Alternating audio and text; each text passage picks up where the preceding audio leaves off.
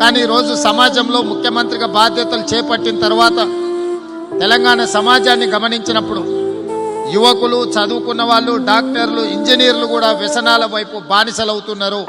ఒక పక్కన డ్రగ్స్, రెండో పక్కన గంజాయి లాంటి మాదక ద్రవ్యాలను వినియోగిస్తున్నారు. ఇది మన సమాజానికి తీరని నష్టం. భవిష్యత్ తరాలు సర్వనాశనమయ్యే పరిస్థితులు దాపురిస్తున్నాయి. అందుకే మిత్రుడు సతీష్ గారిని నా విజ్ఞప్తి, ప్రతి ఆదివారం మీ ప్రార్థనలో తప్పకుండా ఈ సమాజానికి గంజాయి, డ్రగ్స్ పీడ విరగడి కావడానికి అవసరమైన సూచనలు మీరు భక్తులకు ఇవ్వడం ద్వారా ఒక సందేశాన్ని ఈ దేశంలో ఉన్న 140 కోట్ల జనాలకు చేరే విధంగా మీరు ఒక సామాజిక బాధ్యతను తీసుకోవాలి.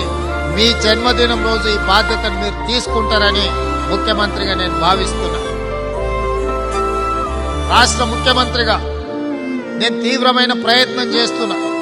ఇలాంటి వ్యసనాలను, ఈ వ్యసనాలను ప్రోత్సహించే వాళ్లను శిక్షించడానికి. అయినా అది సరిపోవడం లేదు.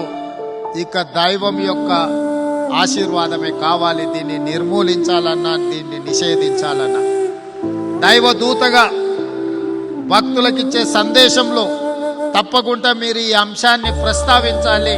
ఒక అవేర్నెస్ ప్రోగ్రామ్ని, ఒక సోషల్ రెస్పాన్సిబిలిటీని, ఒక అవగాహన కల్పించాల్సిన బాధ్యత రాష్ట్ర ముఖ్యమంత్రిగా నా మీద ఎంతో ఉన్నదో, డాక్టర్ సతీష్ గా ఇన్ని లక్షలాది మంది అభిమానులను సంపాదించుకున్న మీకు అంతే బాధ్యత ఉంది.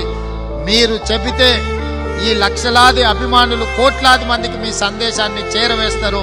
మీరు ఆ బాధ్యత తీసుకోవాల్సిందిగా నేను సవినయంగా మీకు విజ్ఞప్తి చేస్తున్నా.